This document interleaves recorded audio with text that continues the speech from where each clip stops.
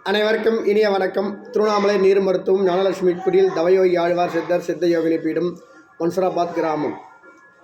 உணவில்லாமல் வாழும் யோகமுறை கலை.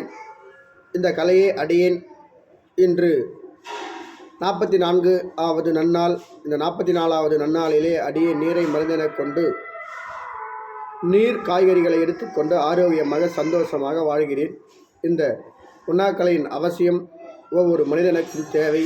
ஏனென்றால் அவன் உடலிலே எந்த விதமான பிணிகளும் நோய்களும் வராமல் பாதுகாத்து கொள்ளவும் வந்த நோய்களை விரட்டி அடிக்கவும் இந்த நீர் மருத்துவம் ஒன்றுதான் சான்றாகும். மற்ற எந்த கலையும் கண்டிப்பாக நோயை குணப்படுத்துவதற்கு கடினம்தான். ஆனால் இது எளிய முறை.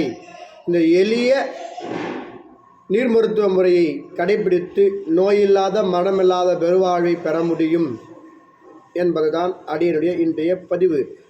உங்களுடைய அனைவருக்கும் அடியனுடைய ஆத்ம இனிய வணக்கத்தை தெரிவித்துக் கொள்கிறேன். நன்றி, வணக்கம்.